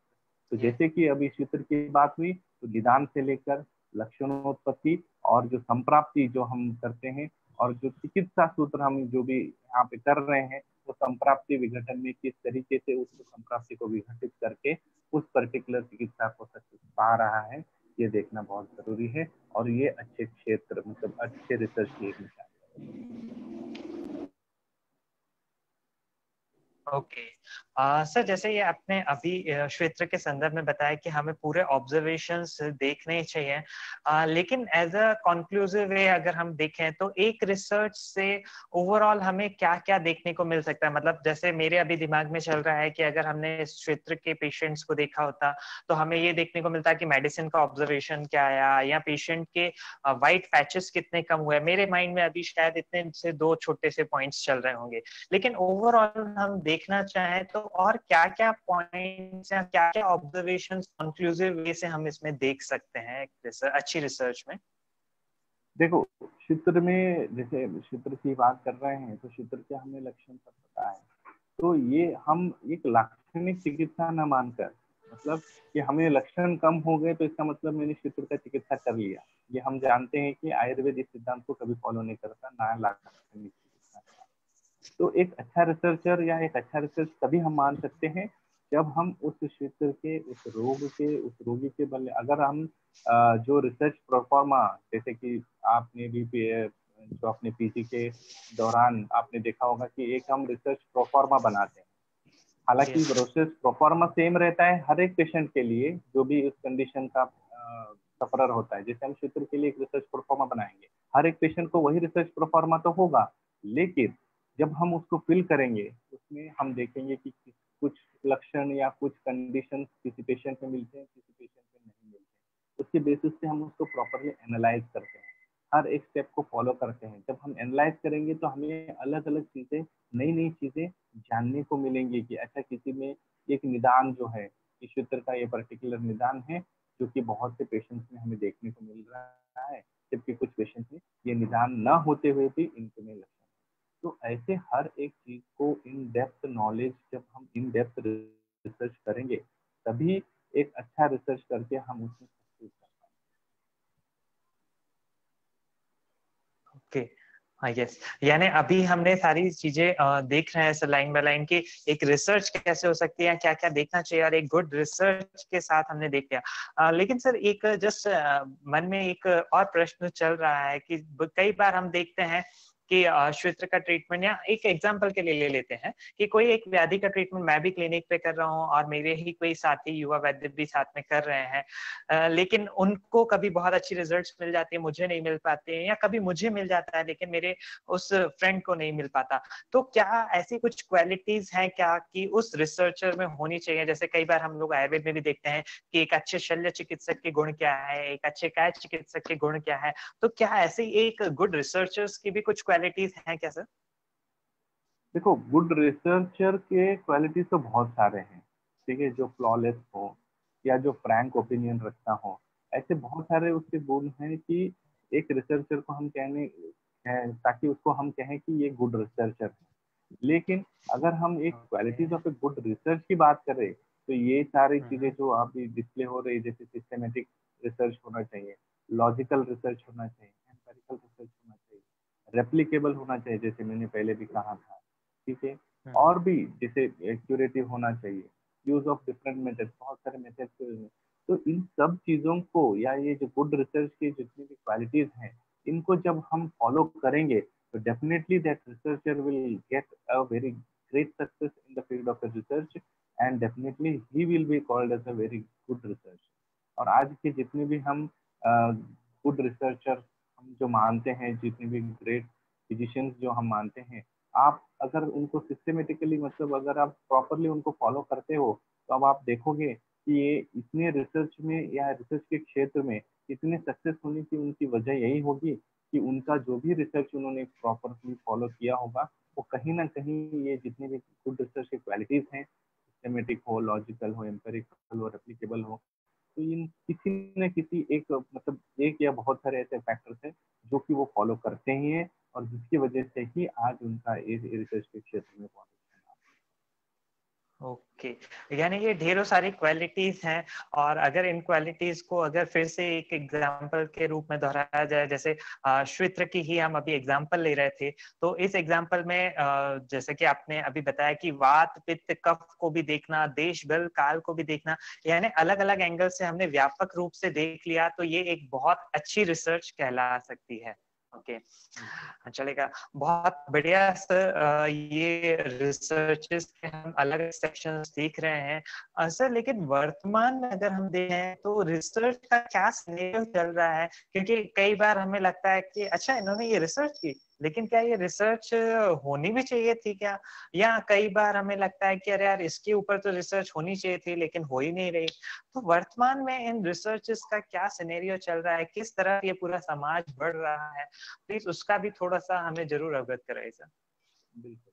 अगर हम वर्तमान की बात करें तो प्रेजेंट सिनेरियो में देखो ये कहा जाता है कि किसी भी शास्त्र हो, कोई भी शास्त्र हो, कोई भी क्षेत्र हो, जरूरी नहीं है कि आयुर्वेद हो या मेडिसिन का क्षेत्र हो, भले वो आर्ट का क्षेत्र हो या किसी भी कोई भी क्षेत्र ले लो, nothing no way related to the scientific. तो किसी भी क्षेत्र में जब आप देखोगे तो उसकी जो एक पॉपुलैरिटी होती है और उसका एक कार्यशैली होता है, मतलब वो हमें कितना सहायक है, कितना यूजफुल है, ये कंप्लीटली डिपेंड करता है उसके रिसर्च एक्टिविटी। क्योंकि जितने ज्यादा रिसर्च हम करेंगे किसी भी ब्रांच में, आज आर्ट फॉर्म में ही देख लो, हम जैसे भी अगर यूट्यूब यूट्यूब में देख लो या किसी भी सोशल मीडिया प्लेटफॉर्म में देख लो, बहुत सारे आर्ट फॉर्म्स अलग अलग देखने को मिलते हैं। अजीबो गरीब तरीके से वो कुछ न कुछ करते हैं और at the end we will get to see the fine painting. Painting करने के अलग अलग तरीके से वो करते क्या है हमें इनिशियली कुछ समझ में नहीं आता, but at the end we will get to see the very fine painting. तो ऐसे जब हम ये सब कैसे पॉसिबल होता है, ऐसा नहीं कि आज रात को वो सोए और उठे सुबह की अचानक से उनको ये आ गया, ऐसा नहीं। they will strive for it, they will do a continuous and a constant research on that particular topic, then only they will get to that particular success। हमें उसके पीछे का वो मेहनत नहीं दिखाई देता, हमें बस दिखता है कि वो 5 मिनट में जो वो करके गए उस एक आर्ट फॉर्म को हम देखते हैं, बट उसकी पॉपुलैरिटी किसी भी क्षेत्र में हो, किसी भी क्षेत्र की पॉपुलैरिटी हो, उसकी उपयोगिता हो, वो कम्प्लीटली डिपेंड करता है रिसर्च एक्टिविटी पे। आज आयुर्वेद की उपयोगिता, आयुर्वेद की पॉपुलैरिटी क्यों इतनी बढ़ रही है? क्योंकि आयुर्वेद में रिसर्चेस बहुत बढ़ रहे हैं, कितने सारे रिसर्च एक्टिविटीज हो रहे हैं। आज जितने एक्टिविटीज CCRS और जो जितने भी हमारे आयुर्वेद के रिसर्च इंस्टीट्यूशन हैं, उनके अलावा ये आप अब देख ही रहे होंगे कि IITs भी जो है कम्प्लीटली हमारे आयुर्वेदिक फील्ड में रिसर्च में उतर गए हैं। वो भी देख रहे हैं कि अच्छा बहुत सारी चीजें वो हमको बता रहे हैं कि अच्छा इसमें हमने ये देखा जो आपके शास्त्र में बताया था वो सिद्ध हो गया या वो सही है। नैनो टेक्नोलॉजी हो गया, बहुत सी चीजों में वो उतर गए हैं, क्योंकि that this popularity of Ayurveda in the field of IIT, how it will be, how that usefulness and popularity they gain because of the research only। तो जिस तरीके से रिसर्चेस आयुर्वेद में बढ़ रहे हैं, उसी वजह से आज आयुर्वेद की पॉपुलैरिटी और यूजफुलनेस एक लेवल तक हम कह सकते हैं कि एक लेवल से ज्यादा ही उसकी पॉपुलैरिटी आज बढ़ गई है। इसके अलावा अभी जैसे अभी प्रेजेंट सिचुएशन में अगर हम देखेंगे तो उसमें भी अगर हम क्या है कि बहुत सारे जो डोर्स है, जो रिसर्च के डोर्स हैं वो खुल चुके हैं। मतलब जब हम ये सोचें कि आगे का दरवाजा बंद है, तो जब दरवाजा बंद होता है तो हम ये सोचते हैं कि इसके आगे कुछ है नहीं। लेकिन जब दरवाजा हम ये सोचे कि इस बंद दरवाजे के आगे और भी बहुत सारा स्कोप हमको हो सकता है, तब हमारे रिसर्च के दरवाजे खुल जाते हैं। क्योंकि जब हम दरवाजे को खोलेंगे तभी हमें पता चलेगा कि हमें जो है कि क्या बोलते हैं बहुत सारा नया इंफॉर्मेशन मिलेगा, ठीक है। और हमें एक ही जो पुराना ऑलरेडी प्रूवन फैक्ट है, जो कि ऑलरेडी बहुत सारे तथ्य जो है वो प्रूव हो चुके हैं, लेकिन उनको देखने का एक नया नजरिया होता है। वो नया नजरिया तभी पॉसिबल है जब आयुर्वेद में हम रिसर्च के अपने दरवाजे खोलेंगे। तो जैसे ही हम ये सोचेंगे कि अच्छा यहाँ पे बहुत स्कोप है, जब हम ये बोलेंगे कि हमने एक अल्टीमेट एंड में पहुंच चुके हैं, इसके आगे कुछ हो ही नहीं सकता, इससे बेहतर कुछ हो ही नहीं सकता, तब हमारे लिए रिसर्च के दरवाजे बंद हो जाएंगे। और अगर जब हम बोलेंगे कि इसमें और भी ज्यादा स्कोप है या और भी ज्यादा हम आगे कुछ कर सकते हैं, तो उसके लिए हमें नए नजरिए मिलेंगे। जो पुरानी चीजें ऑलरेडी प्रूव्ड चीजें हैं उनको देखने का ही एक नया नजरिया मिलेगा। तो इन सब चीजों में अगर प्रेजेंटली देखा जाए तो भले आयुर्वेद में भी और आयुर्वेद के अलावा बाकी क्षेत्रों में भी जो है रिसर्च का अभी प्रेजेंटली बहुत अच्छा स्कोप चल रहा है। ओके सर, वैसे तो आपने ये सारे रिसर्च के जो भी एंगल्स थे उनको एक अलग अलग उदाहरण से देके हमें समझाया, लेकिन फिर भी मैं एक आपसे रिक्वेस्ट करूंगा कि आज की भी जो ये रिसर्च का प्रेजेंट सिनेरियो, इसको भी क्या हम किसी एग्जांपल वे से समझ सकते हैं क्या, कि क्या से क्या हो रहा है तो हम इसको रिसर्च कर रहे हैं प्लीज? जैसे अगर एक एग्जांपल जैसे मैं बताऊंगा ना कि रिसर्च जो है यहाँ पे अगर इस स्लाइड में देखोगे तो पता चलेगा कि गाय से लेकर घी तक, मतलब दूध से लेकर घी तक का जो प्रोसेस है, दैट इज रिसर्च प्रोसेस। अगर हम इसको रिसर्च प्रोसेस के साथ कंपेयर करें तो एक जो डाटा, सिंपल डाटा तो जो हम कहीं से कलेक्ट करते हैं उसको प्रॉपरली किस तरीके से इंफॉर्मेशन में कन्वर्ट करना है, और उस इंफॉर्मेशन को नॉलेज में कन्वर्ट करना है, और उस नॉलेज को एक विजडम, अपनी जो बौद्धिक क्षमता है उसमें कन्वर्ट करना है, बुद्धिमत्ता में बढ़ाने के लिए। तो this is only possible with the help of the research. जैसे हम देखें ना कि एक ही होता है, जो गाय का दूध है, that itself converts into curd, that itself converts into buttermilk, that itself converts into the end product, that is ghee. But here it's not the wisdom is the end, but the research is not the end of, means जब हमने wisdom प्राप्त कर लिया इसका मतलब वहां research खत्म हो गया नहीं। जो हमारा विजडम होता है, जब हम मानते हैं कि हमने विजडम प्राप्त कर लिया इस रिसर्च के द्वारा, वो हो सकता है कि हमसे भी जो ज्यादा बौद्धिक क्षमता वाला है उसके लिए वो एक डाटा का ही काम करे, और उसके लिए वो वहां से फिर से एक स्टेप शुरू हो जाता है। वो विजडम जो हमारा विजडम है उसका डाटा हो जाएगा, फिर से information he will convert it into with his research into the knowledge, and ultimately leads to the wisdom. That's how the same Ayurveda, which is 2000 years, बहुत सालों वाला, जितना पुराना हम कह सकते हैं, जितना पुराना आयुर्वेद भी आज भी, ऐसा नहीं है कि आचार्य ने जो विजडम हमको दिया था वही है, आज भी हम उसको डाटा के तौर पे लेकर हम अपने विजडम के हिसाब से, अपने हिसाब से we are doing our research, and ultimately we are seeing a very good research in the field of Ayurveda. Okay sir. यानी कई बार हमें लगता है कि अरे यार ये तो बहुत सिंपल सी चीज है, मतलब जैसे अभी हम देख रहे हैं कि गाय के दूध से ये दही बनी, दही से बटर मिल्क, बटर मिल्क से घी। कई बार हमारे मन में भी आता है विचार, लेकिन जब मेरा भी यही क्वेश्चन था आपसे एक बार क्लास में, तब मुझे सर आपने बहुत ही एक एग्जाम्पल दिया था, वो मैं जरूर यहाँ पे अपने सभी साथियों को बताना चाहूंगा कि दोस्तों जैसे अभी हमें लग रहा है, लेकिन कई बार एक जैसे हम समझें कि प्रमेय के रूप में प्रमेय व्याधि में कई बार ये बोला गया है कि दूध दूध दूध या दूध वाले पदार्थ नहीं लेने चाहिए, लेकिन वहीं पे एक और दूसरा रेफरेंस आया है कि ऊंट का दूध लेना एडवाइजेबल है। तो शायद ये रिसर्च जो अभी सर ने हमें एग्जाम्पल दिया वो हमारे लिए एक और नया एंगल दे रही है सोचने के लिए कि यस, ऊंट का दूध अगर उसको प्रयोग किया जाए या उसका कर्ड के रूप में प्रयोग किया जाए या उसको बटर मिल्क के रूप में, तो डेफिनेटली शायद उसके अलग अलग बेनिफिशियल हो सकते हैं, मेडिसिनल बेनिफिट्स हो सकते हैं। बस हमें ये रिसर्च हमें ये आइडिया दे रही है कि यस, इस दूध में अगर ये प्रॉपर्टीज हैं तो दूसरे दूध को भी हमारे पास दूसरी प्रॉपर्टीज हो सकती हैं। तो इस तरीके से हमें बहुत सारे रिसर्च के एंगल मिल रहे हैं। थैंक यू सर कि आपने इतने सारे डायमेंशंस हमें देखने को मिल रहे हैं सर। लेकिन एक प्रश्न मेरे मन में और चल रहा है अभी कि इतना सारा रिसर्च का स्कोप चल रहा है और हम अभी देख रहे हैं, जैसे आपने एग्जांपल में भी दिया, देसी A2 काउ मिल्क, यानी सिर्फ मिल्क को भी सिर्फ किसी एक व्यक्ति ने रिसर्च को मिल्क तक ना रोकते हुए उसमें A1 A2 प्रोटीन्स तक को भी और देखा है। लेकिन आयुर्वेदा में ऐसा रिसर्च का थोड़ा सा मुझे कम देखने को मिल रहा है, या हो सकता है कि यूजी लेवल पे हम लोग बुक्स जो देखते हैं उसमें इतना ज्यादा रिसर्च का रेफरेंसेस नहीं मिलता है हमें। पीजी पे जरूर हम पीजी लेवल्स पे ध्यान देते हैं, लेकिन यूजी लेवल्स पे इतना थोड़ा सा कम दिखता है। तो ये वास्तविकता में इस रिसर्च का आयुर्वेदिक सिनेरियो में क्या परिप्रेक्ष्य चल रहा है या कितना लेवल्स तक हमारी हो रही है सर, इसको भी प्लीज थोड़ा सा हमें बताइएगा। देखो क्या है कि प्रेजेंट अगर हम मेडिकल साइंस की बात करें, या जो हम जिस क्षेत्र में अभी जुड़े हैं इस क्षेत्र की बात करें, तो यहाँ पे क्या है कि हम भले ये एक कटु सत्य ही मान सकते हैं, लेकिन modern medical science driving seat पे है, ठीक है, and we are the co passengers, और we are equally trying, means we want to prove our self, हमें अपने आप को प्रूव करने की जरूरत पड़ती है।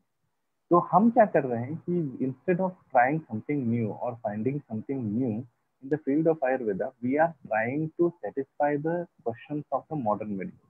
हम क्या कर रहे हैं, हम उनको ये जवाब अपने आप को साबित करने की कोशिश कर रहे हैं, क्योंकि हमेशा क्या होता है कि जब हमसे कोई बेहतर है तो हमें उनको अपने आप की या हमें अपनी क्षमता को उनके सामने साबित करना बहुत जरूरी बनता है फॉर द सर्वाइवल। तो the same thing is happening in the present era. अभी मतलब ये मेरा ये कहना है कि जैसे मॉडर्न मेडिकल साइंस है जो कि अभी सबसे आगे है और उनका एडवांस्ड है, और तो उसके लिए क्या है कि हम आयुर्वेद के क्षेत्र में ऐसा नहीं है कि हम पीछे हैं, we are far better than any other sciences. See, every science itself is better than, they believe that they are better than the other sciences, definitely, and we are also better than other sciences.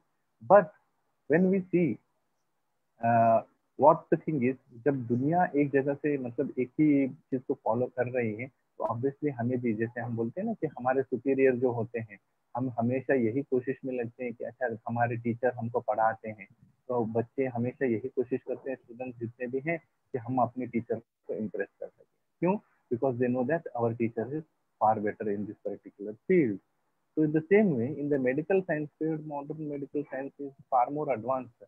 And in the present day, our researchers are mainly pertaining to prove ourselves in front of them rather than boosting our own concepts. हम अपने सिद्धांतों को, अपने शास्त्र को, अपने जो techniques हैं, इनको और ज्यादा मजबूत करने के लिए जो रिसर्च होनी चाहिए, उनके बजाय हम अपने आप को साबित करने में बहुत ज्यादा लगे। तो ये कहीं ना कहीं जो है आयुर्वेद का जो रिसर्च, मतलब जो आयुर्वेद आज थोड़ा सा जो भी हम अपने आप को पीछे नहीं है, लेकिन हम तो थोड़ा सा अभी भी लैगिंग है, that is because of this. और इसके अलावा अगर हम देखें तो दूसरा एक सबसे बड़ा प्रॉब्लम हमको ये होता है कि हम अपने ज्ञान को प्रॉपरली किसी को डिस्ट्रीब्यूट नहीं कर पाते, हम फेल हो जाते हैं। जैसे देखो, आज इतने सारे रिसर्च इंस्टीट्यूशन है ऑल ओवर इंडिया में, जयपुर में है, जामनगर में ऑल इंडिया इंस्टीट्यूट है, BHU है, बहुत सारे, इसके अलावा CCRS वगैरह बहुत सारे रिसर्च इंस्टीट्यूट हैं। लेकिन अब ये सबसे बड़ी प्रॉब्लम क्या है कि जो रिसर्चर्स वहाँ हो रहे हैं, उनकी जो फ्रूटफुलनेस है, वो कितने हद तक एक जनरल प्रैक्टिशनर, एक रूरल एरिया में जो जनरल प्रैक्टिशनर है, जो आयुर्वेदा प्रैक्टिस कर रहा है, उसको इसका बेनिफिट कितना नहीं मिल पा रहा है। क्यों? क्योंकि ये जो रिसर्चर्स हैं, those are the researchers are carrying out at the big institution level, and those researchers will be closed in their research book. Research publication हो रहे हैं, बट अभी रिसर्च पब्लिकेशन इन सब चीजों में हम नहीं जाते हैं, क्योंकि उसकी वस्तुस्थिति भी हम चीजें, बहुत सी चीजों को हम जानते हैं। लेकिन एक रूरल एरिया में प्रैक्टिशनर जो है ना, वो जिस लेवल पे उसने अंडर ग्रेजुएशन में या BMS में या MD में जितना उसने अपना ज्ञान प्राप्त कर लिया है, उसकी knowledge will be limited to their own. These researchers should be more available to, and the knowledge of their research should be more properly distributed if to each and every person of the fraternity of Ayurveda, then the research will get definitely success. इसी वजह से थोड़ा सा हम आयुर्वेद में जो research की है, थोड़ी सी अभी कमी हुई है। हालांकि इस परिप्रेक्ष्य में अगर हम देखेंगे तो अभी पिछले 8-10 सालों में बहुत सारे रिसर्च और जो जितने भी टेक्स्ट बुक्स अभी हम देख रहे हैं, तो इन सब टेक्स्ट बुक्स में भी अगर हम देखेंगे ना, तो बहुत सारे चेंजेस उन्होंने मॉडिफिकेशन किए हैं, इंक्लूडिंग दिस चेंज ऑफ और the addition of research methodology in 4th year. तो इस तरीके से बहुत सी चीजों को बदलाव करते करते आज एक आयुर्वेद में रिसर्च का सिनारियो थोड़ा सा बदल रहा है, और पहले की अपेक्षा बहुत सारा बदल भी चुका है। क्योंकि पहले के जमाने में अगर हम देखेंगे तो जो अपने वैद्य थे, मतलब अपने जितने भी आचार्य लोग थे, तो वो खुद वैद्य थे। तो जितने अगर जितने भी संहिता पढ़ रहे हैं आज, भले वो चरक संहिता हो, विश्रुत संहिता हो, या जितने भी कोई भी हम अगर संहिताओं को देखेंगे, तो उन जो लिखे गए हैं संहिताएं, वो किसी आम आदमी ने या किसी ने नहीं लिखा, वो एक फिजिशियन ने लिखा है। उन्होंने अपने ओन एक्सपीरियंसेस, अपने ओन प्रैक्टिकल एक्सपेरिमेंटेशन, उन्होंने अपने रिसर्चर्स को देखा है, और इसीलिए हम ये कह सकते हैं कि ये जो थाउजेंड्स ऑफ इयर्स का जो उनका एक्सपीरियंस है और उनका जो प्रैक्टिकल अप्लीकेबिलिटी है ऑन द ह्यूमन बीइंग, उन्होंने डायरेक्ट सब्जेक्ट पे ट्राई किया है। तो ये सब करके उन्होंने, जो वैद्यों ने अपने संहिताओं में ज्ञान जो दिया है, उसको हम कहीं ना कहीं आगे बांटने में, समझने में अभी भी थोड़ा सा पीछे हो चुके हैं, जिसकी वजह से थोड़ा सा आयुर्वेद का जो है प्रेजेंट सिनारियो अभी इन द डेवलपिंग मोड हम कह सकते हैं। ओके, यानी अभी भी रिसर्च के दूसरे एस्पेक्ट्स हैं जो अभी हमारे लिए जानना बाकी है। सर, लेकिन एक जो और संदर्भ आता है कि क्या जो आयुर्वेद, जैसे अभी हम एक जूम के माध्यम से सब लोग कनेक्ट हैं, तो क्या ये एक कनेक्ट हो रहे हैं? आज पहले जो हमारे स्कॉलर्स थे आयुर्वेदा के, वो पढ़ते थे ताड़ पत्र पे, लेकिन आज हम लोग जैसे जूम के माध्यम से भी ये कर रहे हैं, ये मॉडर्नाइजेशन की तरफ हम बढ़ रहे हैं। तो क्या ये भी एक रिसर्च को ही कहेंगे हम? देखो, अगर हम मॉडर्निटी की बात करें तो being modern is not research. अगर हम ये कहें कि हाँ हम रिसर्च कर रहे हैं, या हम अपने आप को टेक्नोलॉजिकली एडवांस कर रहे हैं, तो उसको हमें रिसर्च कहना उतना ज्यादा उचित नहीं रहेगा। जैसे कि अगर हम इस फोटो को देख लें, यहाँ पे सेम मतलब जिस तरीके से लोग दोनों जगह पे खड़े हैं, लेकिन पुराने जमाने में अखबार पढ़ रहे हैं, आज के जमाने में मोबाइल पकड़े हैं। लेकिन देखो, इसका ये जस्ट अ फॉर्म चेंज है, ठीक है। इसका मतलब ये नहीं कि वो जमाने के लोग बेवकूफ थे और आज के जमाने के लोग जो मोबाइल पकड़े हैं तो ये बहुत होशियार है, बहुत इंटेलिजेंट है। नहीं, ऐसा नहीं। See, it is just only technically we are advanced, we are just modernized, and just being modernized is not the validity of. हमें इसका मतलब ये नहीं कि हम अपने आप को मॉडर्नाइज कर रहे हैं। देखो, आज हम जूम के माध्यम से एक वेबिनार कर रहे हैं, तो पूरे अलग अलग मतलब जगहों से, पूरे एमपी से और भी अलग जगहों से लोग इनको सुन पा रहे हैं। This is just a modernity. इससे हमारा जो एक साइंस है या जो हमारा जो विज्ञान है, इसकी वैलिडिटी पे ज्यादा असर नहीं पड़ रहा है। ये हम रिसर्च कैसे कह सकते हैं? आज जैसे कि वैद्य मित्रम के इतनी क्लिनिकल सीरीज लोगों को इस द्वारा हमें एक ज्ञान बांटने का एक जरिया है। It is just modernisation of spreading the knowledge. जैसे मैंने कहा ना कि अभी जो रूरल जनरल प्रैक्टिशनर के पास रिसर्च पब्लिकेशंस नहीं पहुंचते, लेकिन आज इस माध्यम से उनको ये सुन के कौन कौन से लोग किस तरीके से अपने अपने क्लिनिक में चिकित्सा को दे रहे हैं और किस तरीके से रिसर्च हो रहे हैं, वो जान तो पा रहे हैं। तो this is something that is modernity. और इस मॉडर्निटी को हम ये कहें कि it is a research in the field of Ayurveda, so it is not exactly the same. This is just a advancement in the technologically, but nothing else. Okay sir. Sir लेकिन जैसे इस मॉडर्निटी की बात करें तो हमारा कहीं ना कहीं रिसर्च इसी दिशा में बढ़ रहा है। यानी जैसे अभी हम देखते हैं कि कुछ लोगों ने एक किसी जैसे हल्दी का एग्जांपल ले लें, तो हल्दी से करक्यूमिन निकाल के कॉन्स्टिट्यूशन लेवल पे लिया, या कई बार हम आयुर्वेदा फैटर्निटी के ही कुछ लोग कहते हैं कि नहीं, एक कॉन्स्टिट्यूशन निकाल के ना सही पूरी हर्ब के ऊपर हमें काम करना चाहिए। तो इस तरीके से ये किस तरीके से हमें बढ़ना चाहिए, या इसका किस तरीके से हमें ये रिसर्च को सही कहना चाहिए? देखो, अगर हम क्लासिकली हम देखें कि हमारे अगर शास्त्र के हिसाब से देख लो कि जो आचार्य चरक है या भर्तृहरि है, तो इन्होंने क्या किया है कि अपने टाइम पे उन्होंने अपनी जो चिकित्साओं के द्वारा अपना जितना भी ज्ञान था और अपना जितना भी रिसर्च था, उसके द्वारा उन्होंने अपना पूरा ज्ञान अपने जो ग्रंथों में फॉलो किया है। अगर हम देखें कि जो आगे के जितने भी शास्त्र हैं, ठीक है, ग्रेजुअली एडवांसमेंट होना चाहिए था, लेकिन जिस लेवल पे आचार्य चरक संहिता में जो उन्होंने जो चीजें एक्सप्लेन की है, उस लेवल तक पहुंच पाना और उनकी चीजों को अंडरस्टैंड करना एक बहुत ही बड़ा टास्क होता है, ठीक है। तो हमें जो आयुर्वेद में अगर हम देखें ना कि जो रिसर्च मेथोडोलॉजी है और ये जो टेक्निक है, ये जो स्टैटिस्टिक्स है, इन सब चीजों का एक लिटरेचर या इसका वर्णन बहुत ज्यादा नहीं मिलता, क्योंकि they in the olden days they believe in practically treating the particular patient, not in only just merely doing a research and just documenting it for a purpose of someone else. तो वो चिकित्सा सिद्धांत पे मतलब सीधे चिकित्सा पे ज्यादा बिलीव करते थे। अगर आज के परिप्रेक्ष्य में जैसे हमने देखेंगे, तो पिछले 10-20 सालों में अगर हम देख रहे हैं कि हर्बल फार्माकोलॉजी है, तो इन सब चीजों में बहुत से मॉडर्नैलिटी आ चुके हैं। लेकिन आज भी देखो क्या हो रहा है कि जितने भी रिसर्चर्स वो कर रहे हैं, वो उसके द्वारा मतलब रिवर्स फार्माकोलॉजी के द्वारा आयुर्वेद के सिद्धांतों को सही साबित कर रहे हैं। मतलब उनका ये नहीं है कि कुछ एडवांसमेंट कर रहे हैं, उनका मतलब जो भी रिसर्चेस हुए हैं हर्बल फार्माकोलॉजी में, उनका ये नहीं है कि उन्होंने कोई एक नया कंसेप्ट बता दिया। नहीं, जो ऑलरेडी प्रूव्ड कंसेप्ट है आयुर्वेद में, उनको एक वैलिडेशन बस कर रहे हैं। जैसे कि एक रिवर्स फार्माकोलॉजी हो गया, दूसरा होल हर्ब हो गया विथ हर्बल एक्सट्रैक्ट। जैसे कि हम शास्त्र में अगर हम देखेंगे तो कहीं पे भी एक्सट्रैक्ट लेने का वर्णन नहीं है। उन्होंने क्लियरली बता दिया है कि जहाँ पे जो ड्रग का जो अंग प्रयोजन है उसको होल यूज करना है। जहाँ पे मूल लिखा है तो मूल लेना है, जहाँ पे त्वक लिखा है तो त्वक लेना है।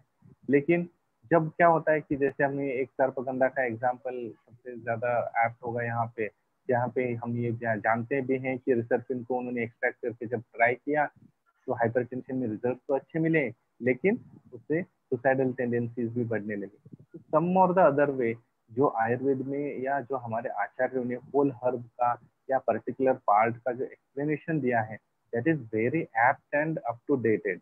उन्होंने वो भी आचार्य भी ये कह सकते थे कि आप इसका पर्टिकुलर एक पार्ट में से इस पर्टिकुलर केमिकल को एक्सट्रैक्ट कर लो और उसका इस्तेमाल करके आप चिकित्सा कर लो, लेकिन नहीं, उन्होंने कहीं पे भी इस तरह का कोई एक्सप्लेनेशन नहीं दिया। और उनका ये कहना था कि आप इसको प्रॉपरली इसी तरीके से करके मतलब एज अ होल ड्रग जब यूज करोगे तो उसके जो भी अदर साइड इफेक्ट्स होते हैं ना, तो वो साइड इफेक्ट धीरे धीरे कम होने लगेंगे।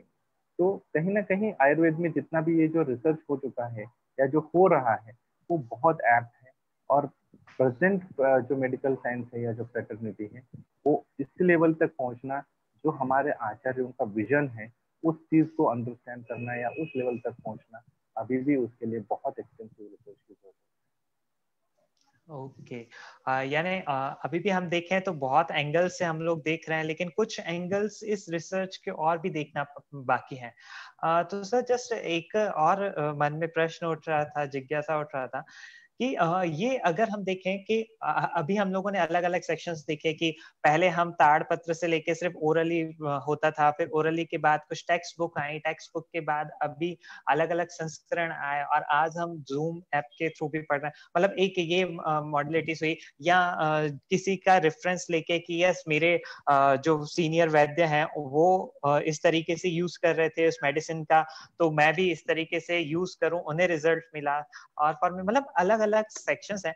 तो ओवरऑल हम देखें तो इस रिसर्चेस का आयुर्वेदा में और क्या आगे फायदा होने वाला है, या किस सेक्शंस को आपको आयुर्वेदा को इस रिसर्च सेक्शन से? प्लीज सर इसकी तरफ भी थोड़ा सा हमें गाइड कीजिएगा। देखो, जैसे कि आयुर्वेद इसकी में उपयोगिता किस लेवल तक हो सकती है? हाँ, जैसे कि वही मैं बता रहा हूँ कि आयुर्वेद में जो शुरू में जो आयुर्वेद का जो एक ट्रेडिशन है वो ओरल कंसेप्ट था। ओरली उन्होंने फिर उसी को लिटरेचर में हमने कर लिया, और आज डिजिटाइजेशन जैसे तुमने बता दिया कि डिजिटाइजेशन के द्वारा या टेक्नोलॉजिकली एडवांस कर रहे हैं, और इससे क्या है कि हम शास्त्र को और बेटर अंडरस्टैंड और इंटरप्रिटेट करने में बहुत कामयाब हो चुके हैं। अब अगर आज के परिप्रेक्ष्य में रिसर्च में आयुर्वेद का अगर हम महत्व जो है, आयुर्वेद रिसर्च का जो महत्व है, अगर हम इसको देखेंगे तो इरेडिकेशन ऑफ एमर्ज डिसीजेस, जैसे अभी कोविड-19, देखो शास्त्र में अगर हम ढूंढेंगे तो कोविड-19 या कोरोना वायरस या ऐसा कोई बीमारी का वर्णन कहीं पे भी नहीं। तो हम क्या करते हैं, इन लक्षणों को कहीं किसी के साथ जोड़कर, ठीक है, मतलब ये कुछ अलग अलग मैं एस्पेक्ट बता रहा हूँ। बहुत से रिसर्चर्स क्या करते हैं कि अच्छा ये सारे लक्षण हैं, ये लक्षण किस डिसीज में मिलते हैं ये ढूंढो, और उस डिसीज में जो ट्रीटमेंट है उसको करो ताकि हम इसमें सक्सेस पा सकें। अगर इतना आसान होता तो बहुत से डिसीजेस के जो इनक्यूरेबल हम मानते हैं, तो वो आज क्यूरेबल इनक्यूरेबल ना रह के वो क्यूरेबल हो जाते हैं। क्योंकि आज भी अगर हम देखेंगे कैंसर का ट्रीटमेंट नहीं है, बहुत सारे ऐसे डिसीजेस हैं जिनके हम ट्रीटमेंट में उतने ज्यादा सक्सेस नहीं हो पाए हैं।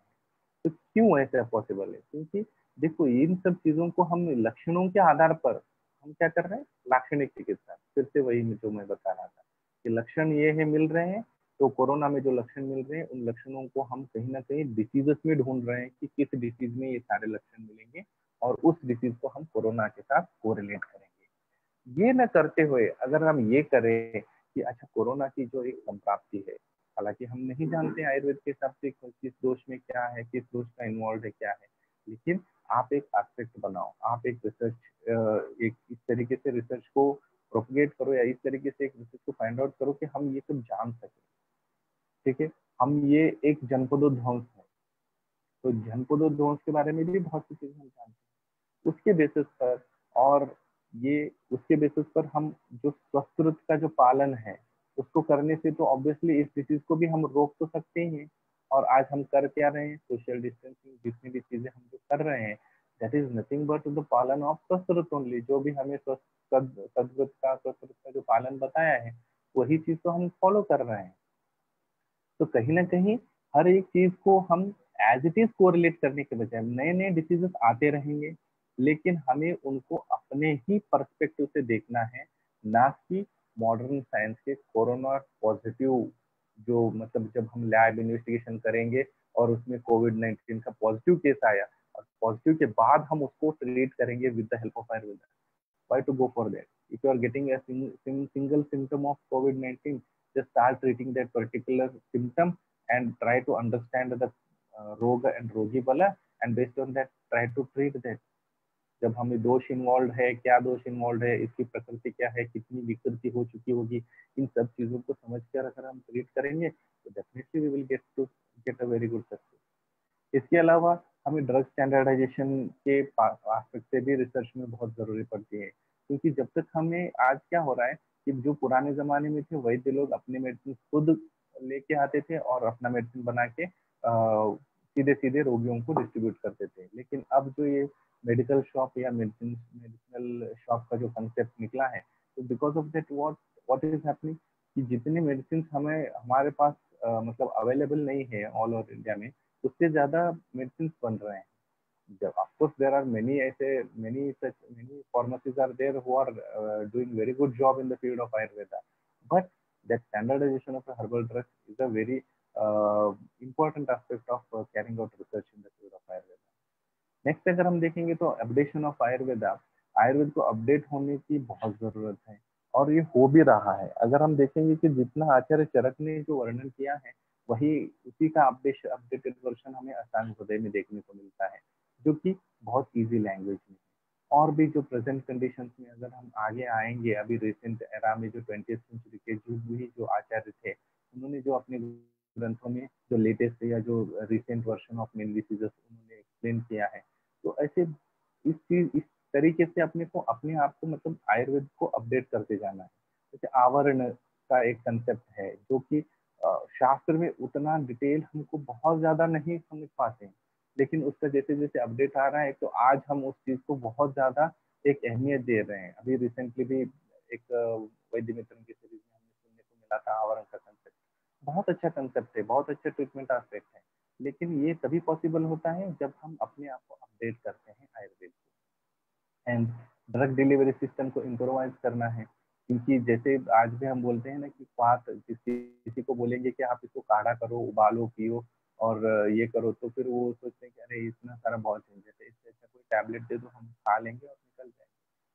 तो ये जो ड्रग, तो हमें क्या हो रहा है कि हमें उनके एक्सपेक्टेशंस और हमारे कंसेप्ट दोनों को पकड़ना है. होल्डिंग द आवर फंडामेंटल, अपने आयुर्वेद के मूलभूत सिद्धांत भी हैम्पर ना हो, और वो जो चाह रहे हैं कि आपको जो जैसे कि तुरंत हमने जैसे गोली के टाइप में खा लिया और निकल लिए, इस टाइप में, तो अपने सिद्धांतों को बदलते हुए और जो हमें इम्प्रोवाइजेशन करना है ड्रग डिलीवरी सिस्टम में, तो how it is possible? It is possible only with the research in the field of Ayurveda only.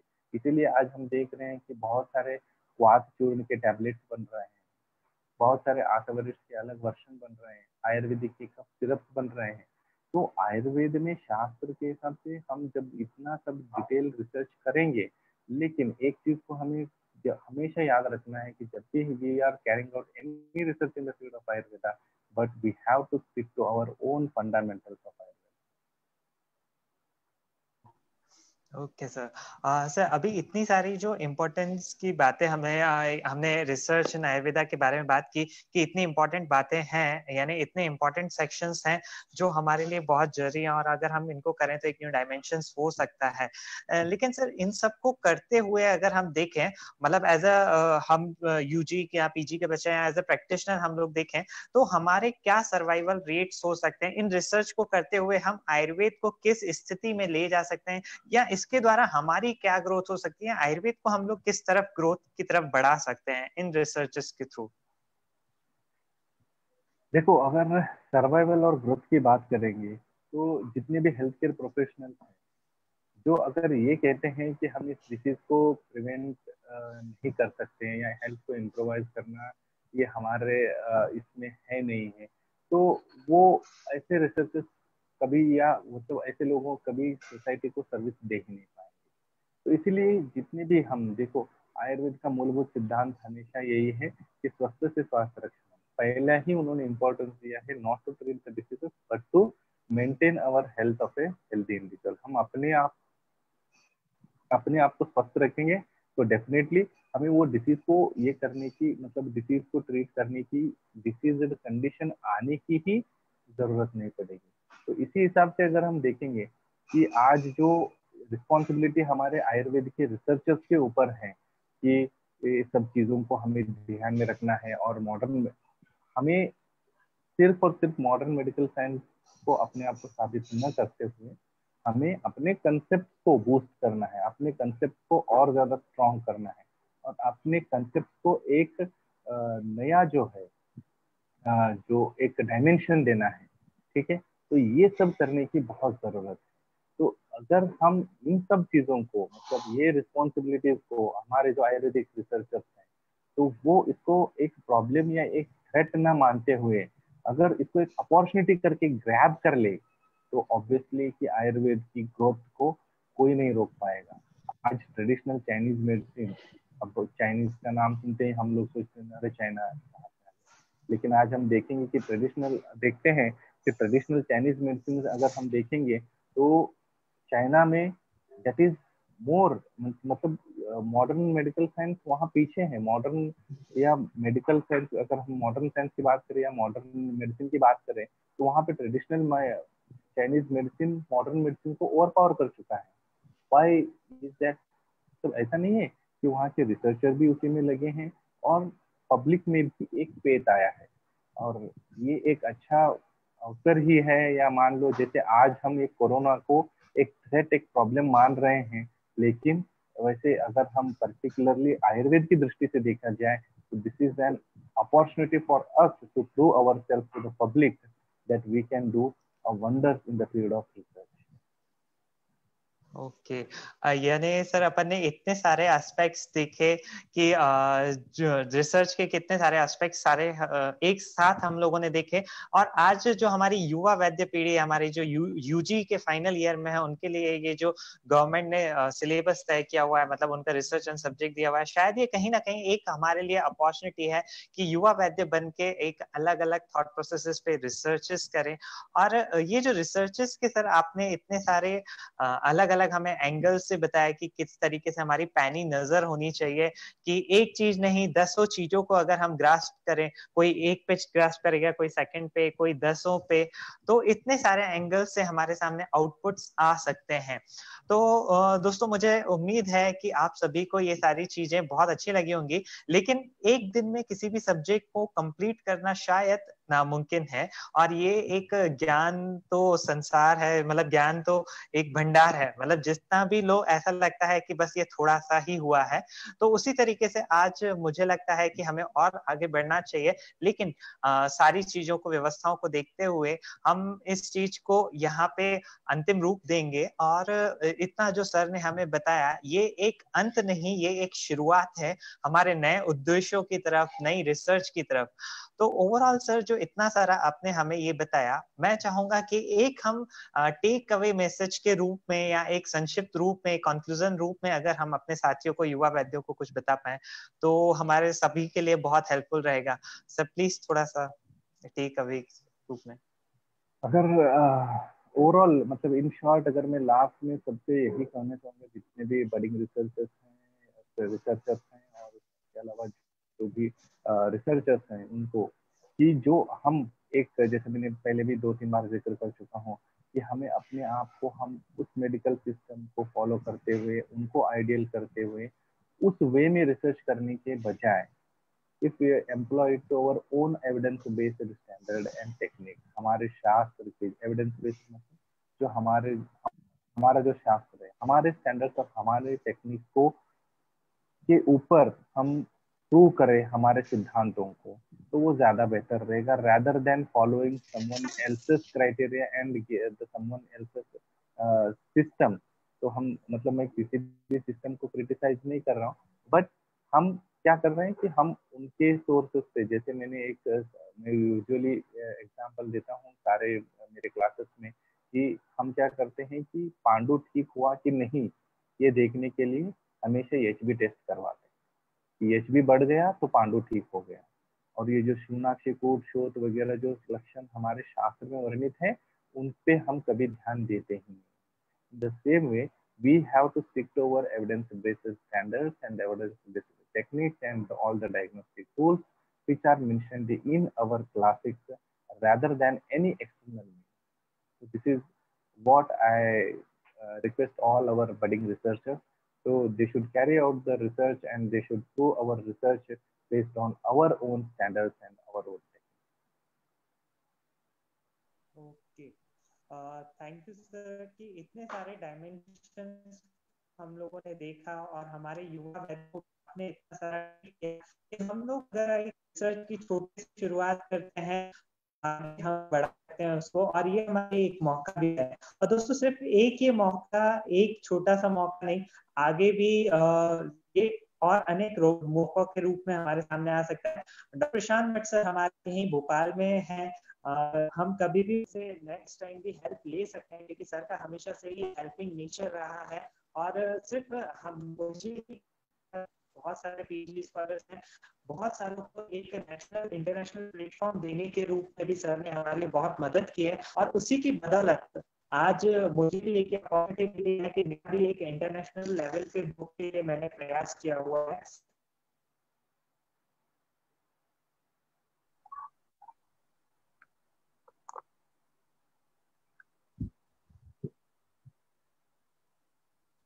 Thank you Ranjit. बहुत अच्छी शुरुआत है, वो एक शुरुआत एक अच्छे रूप में हमारे लिए और आगे बढ़ती रहेगी। तो once again thanks to Prashant sir and Wow team और आर्यन आयुर्वेदा फार्मेसी, जिन्होंने हमें ये सारी चीजें उपलब्ध करवाई, ये प्लेटफॉर्म उपलब्ध करवाया। So thank you one and all everyone. मैं अभी हैंड ओवर करना चाहूंगा डॉक्टर प्रतिभा जी को। Please ma'am, over to you. Thank you so much, thank you so much हमारे आज के एक्सपर्ट डॉक्टर प्रशांत डी मठ जी का, और उनके साथ मॉडरेटर की भूमिका निभा रहे डॉक्टर रंजीत नारंग जी का। तो देखा आपने कि हमेशा हमें कोई भी चीज में ऐसे नहीं कूद जाना चाहिए, हमेशा हर चीज स्टेप बाय स्टेप लेना चाहिए। तो जो आज का सेशन था वो बिल्कुल बेसिक लेवल का सेशन था। सर ने बहुत ही खूबसूरती से आपके सामने रिसर्च मेथोडोलॉजीज की फाउंडेशन को फ्रेम करने की कोशिश की है। जैसा कि आपने हमारे दूसरे सेशंस को प्यार दिया है, अगर आप इस सेशन को भी उतना ही प्यार देते हैं, और अगर आपको ये और पसंद आता है, और अगर हमें आपकी तरफ से और रिस्पॉन्स मिलता है, और अगर डिमांड्स आती हैं, तो हम इसका एडवांस कोर्स भी आपके साथ लेकर आएंगे, जो कि पीजी स्कॉलर्स एंड वो सारे डॉक्टर्स जो कि रिसर्च में काम करना चाहते हैं उनके लिए बहुत ही अच्छा होगा। अगर इस सेशन से रिलेटेड आपके पास कोई भी क्वेरीज हैं, तो आप हमें कमेंट बॉक्स में जाके कमेंट कर सकते हैं। हम आपके पास आपके आंसर्स लेकर जरूर आएंगे। चलिए, तो आज के कार्यक्रम का समापन मैं यही करती हूँ। धन्यवाद।